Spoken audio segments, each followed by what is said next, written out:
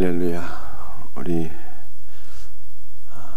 지난 시간에 히브리서 1장 말씀을 살펴보았는데 1장의 장별 주제는 선지자와 천사보다 크신 예수 그리스도였습니다.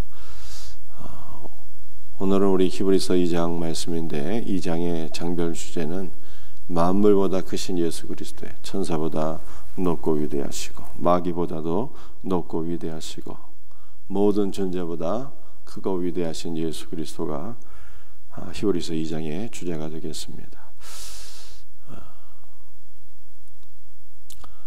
히브리서 2장 2절 말씀을 함께 같이 읽어보겠습니다. 천사들을 통하여 하신 말씀이 견고하게 되어 모든 범죄함과 순종하지 아니함이 공정한 보응을 받았거든. 히브리서 2장 2절 말씀을 보게 되면 천사들을 통하여 말씀하셨대요. 천사들을 통해 언제 말씀하셨을까요? 천사들을 통하여 하신 말씀은 과연 무엇입니까? 갈라디아 3장 19절 말씀을 보면은 천사들을 통하여 하신 말씀은 율법인 것을 보게 됩니다. 그런즉 율법은 무엇이냐? 범법함으로 더해진 것이라. 천사들을 통하여 한 중보자의 손으로 베푸신 것인데 약속하신 자손이 오시기까지 있을 것이라 이렇게 말씀하고 있잖아요.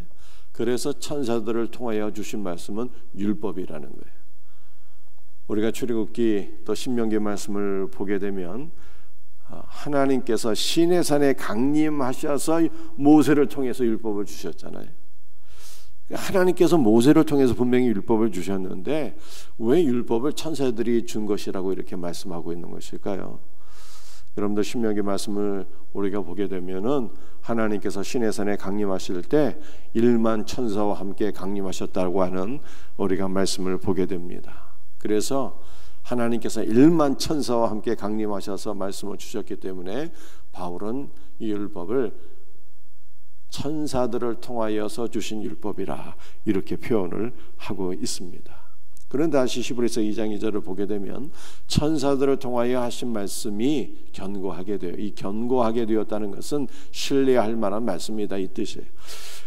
천사들을 통하여 주신 율법도 신뢰할 만한 말씀인데 모든 범죄함과 순종하지 아니함이 율법의 말씀을 지키지 아니하고 범죄하고 순종하지 아니하. 순종하지 아니하다는 것은요, 말씀을 듣기 싫어했다는 거예요. 말씀에 귀를 기울여서 청정하기를 원치 아니했다는 것입니다.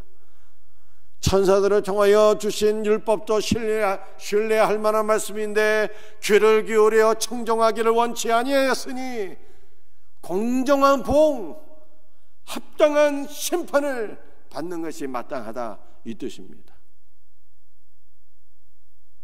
그런데 히브리서 2장 2절에서 정말로 말씀하고 싶은 것은 무엇일까요? 그것은 천사를 통해서 주신 율법도 신뢰할 만한 말씀인데 귀를 기울여 청정하지 아니하던 자들이 심판을 받기에 합당했다면 아들을 통해서 주신 말씀을, 아들을 통해서 주신 복음의 말씀에 귀를 기울여 청정하지 아니하는 자들은 얼마나 더 큰 심판을 받겠느냐라고 하는 것이죠. 그러므로 율법보다 우리는 하나님의 말씀, 복음을 더욱더 신뢰해야 되는 것이고, 초대교회 안에는 천사를 숭배하는 그러한 잘못된 신앙이 있었는데 만약 너희들이 천사를 높인다면 아들이신 예수 그리스도는 얼마나 더 높이고 얼마나 더 존귀하게 여기고 그를 얼마나 더 사랑해야 되겠느냐라고 하는 것을 지금 얘기하는 거예요. 우리 2장 3절 말씀 한번 같이 읽어보겠습니다. 2장 3절입니다. 우리가 이같이 큰 구원을 등한히 여기면 어찌 그 보응을 피하리요. 이 구원은 처음에 주로 말씀하신 바요 들은 자들이 우리에게 확증한 바니 율법을 신뢰하지 아니하고 귀를 기울여 청정하지 아니한 자들이 심판을 받았는데,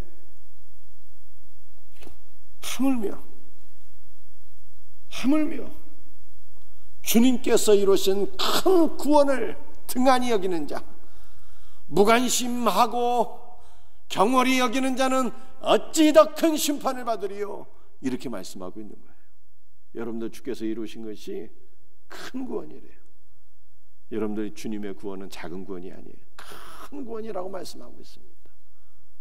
우리의 모든 죄를 단번에 사하신, 여러분들 구약시대에 죄사함은요, 불완전한 죄사함이어서 날마다 제사를 드렸잖아요. 매년 대속죄일이 반복되었잖아요.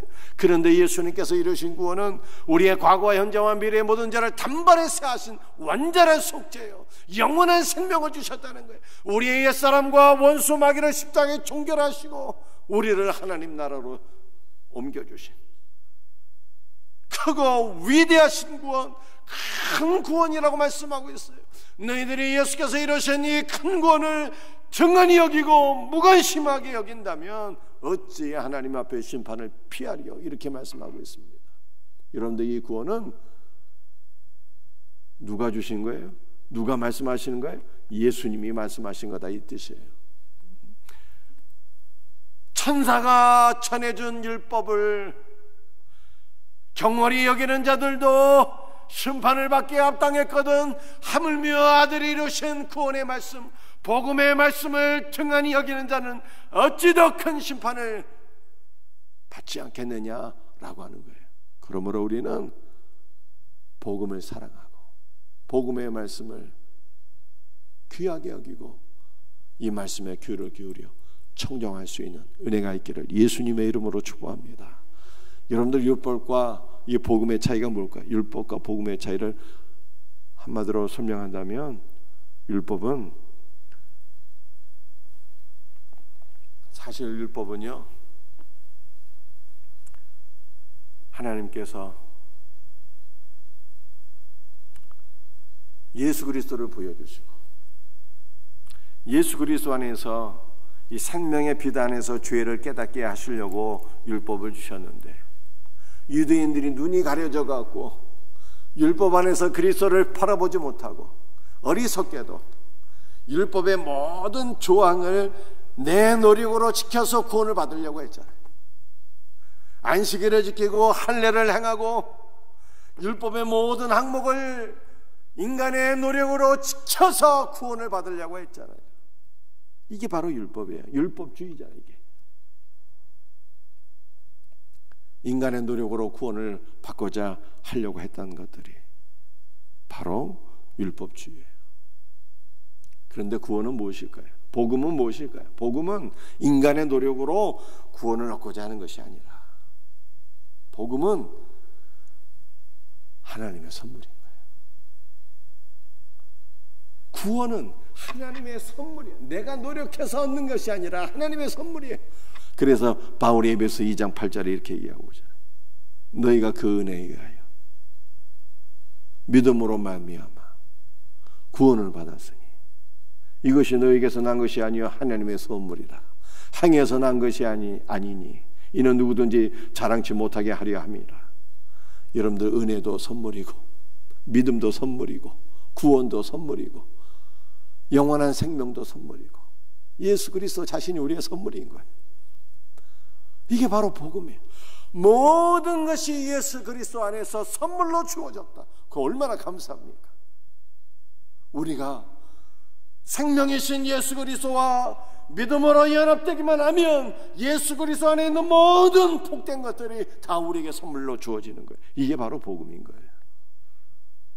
그러므로 우리는 복음을 귀한 것을 여기고 복음의 귀를 경청하고 복음을 사랑하고 이 복음을 누리는 자가 되어야지. 너희가 예수께서 이루신 이 큰 구원을 등한히 여기면 반드시 심판을 받게 되리라 라고 하는 말씀이에요. 시간이 없어서 넘어가야 되겠네. 2장 4절 함께 같이 읽겠습니다. 하나님도 표적들과 기사들과 여러 가지 능력과 성령이 나누어 주신 것으로서 그들과 함께 증언하셨느니라. 사랑하는 성도들이요, 이 2장 4절 말씀은 전도의 비결이에요. 누가 가장 위대한 전도자가 될 수 있겠는가? 저와 여러분이 가장 위대한 전도자가 되기를 주의 이름으로 축복합니다. 비결이 무엇일까요? 그것은 바로 주님과 함께 전도하는 거예요. 하나님이 뭐라고 그랬어요? 2장 4절에 하나님께서 성령의 능력으로 그들과 함께, 사도들과 함께, 우리와 함께 증언하신다는 거예요. 우리와 함께. 여러분들, 나 혼자는 실패하는 거예요. 여러분들 믿지 않을 것 같은 가족이잖아요. 변화되지 않을 것 같은 우리의 이웃들 아닙니까? 우리의 힘으로 어떻게 전도하겠어요? 안 되는 거예요, 이게. 그러나 하나님은 전능하신 분이잖아요. 믿는 자에게는 능치 못할 것이 없다고 주께서 말씀하셨어요. 왜냐하면 믿는 자 안에는 예수님이 함께 계시고 예수님이 우리와 함께 역사하시는 거예요. 그러므로 믿는 자에게는 능치 못할 것이 없다고 주님께서 말씀하셨어요.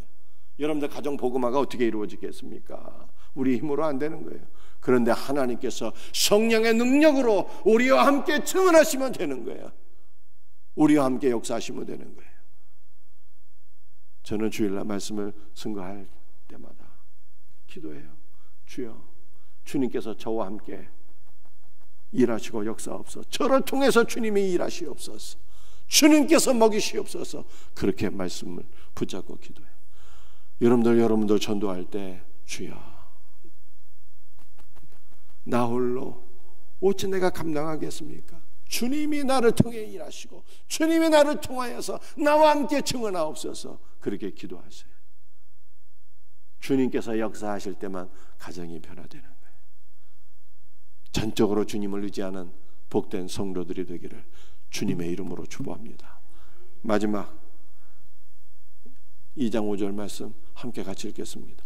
하나님이 우리가 말하는 바 장차 올 세상을 천사들에게 복종하게 하심이 아니니라. 여러분들, 장차 올 세상이라고 하는 것은요, 사실 정확한 번역은 아니에요. 장차 올 세상이라고 하는 것은 어떤 뜻인가 하면 이미 왔고 지금 오고 있고 지금 확장되고 있고 그리고 앞으로 올 세상을 의미하는 것입니다. 그런데 이 장차 올 세상이라고 하는 이 세상이라고 하는 단어는요, 오이쿠메네라고 하는 단어인데 이게 두 단어의 합성어이거든요. 오이코스는 집이라고 하는 뜻이고 메네는 거주하다는 뜻이에요. 그래서 장차 올 세상은 어떤 뜻인가 하면은 예수님과 우리가 함께 살 집을 얘기하는 거예요. 예수님과 우리가 함께 살 집이 이미 왔고 확장되고 있고 앞으로 오게 된다, 이 뜻이에요. 여러분들, 이미 온 그 집이 어떤 집일까요? 바로 교회를 가리키는 거예요. 그래서 우리는 교회 안에서 예수님과 같이 살고 있는 거예요. 지금 교회 머리가 예수님이고 우리가 그리스도의 몸 아닙니까? 예수님과 우리가 한 몸이 되어서 함께 살고 있는 거예요. 주님의 집에서. 그 주님의 집이 교회인 거예요. 이 교회는 지금 확장되고 있고 앞으로 올 집이 되는 거예요. 장차 올 세상은 지금 이미 우리 가운데 온 교회를 의미하는 것이고, 장차 올 집은요, 궁극적으로는 하나님의 나라, 더 정확하게 말하게 되면 새 예루살렘이 되는 것입니다. 새 예루살렘은 천상의 교회예요. 그래서 우리 천상의 교회인 새 예루살렘에서 우리는 예수님과 한 몸이 되어서 영원히 주님과 함께 살게 될 것입니다. 이것이 우리의 소망 되기를 예수님의 이름으로 축복합니다. 뭘 소망하고 있어요? 그리스도가 우리의 소망이 되어야 돼요. 그리스도와 한 몸이 되어서 그리스도의 품에 안겨서 내가 그리스도의 영원한 생명과 사랑과 안식을 누리는 것, 우리의 소망 되기를 예수님의 이름으로 축복합니다. 예수님께서 새 예루살렘을 그의 죽으심과 부활과 승천을 통해서 세우신 거예요. 그래서 그 새 예루살렘에 우리를 하나님의 백성으로 인도하셨고, 그리스도의 신부로 우리를 인도하셨고, 그리스도의 백성이요, 그리스도의 자녀예요. 그리스도의 신부로 우리를 새 예루살렘에 인도하셔서 주님께서 우리와 함께 영원한 삶을 사시고 우리를 통치하시는 분이에요. 그래서 장차 올 세상은 천사들에게 복종되는 세상이 아니라는 거예요. 우리 예수님께서 머리가 되시고 우리 예수님께서 통치하신다는 거예요. 그 새 예루살렘이 지금 이 땅에 이미 도착했는데, 이미 왔는데, 그것이 바로 교회인 거예요. 그래서 지상교회와 새 예루살렘은 하나로 연결되어 있는 한 몸인 거예요.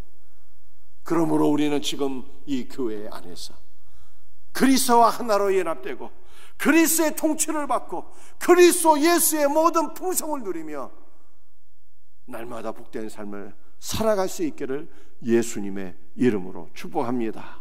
사랑하는 성도들이여, 생명의 말씀에 귀를 기울여 청종합시다. 그 생명의 말씀을 누리며 살아갑시다. 예수 그리스도와 함께 연합하여서 생명의 말씀을 증거하는 위대한 전도자가 되기를 축복합니다. 여러분들 교회는 그리스도와 함께 거주하는 집이에요. 교회 안에서 그리스도를 누려야 돼요. 교회 안에서 그리스도와 연합되어야 됩니다.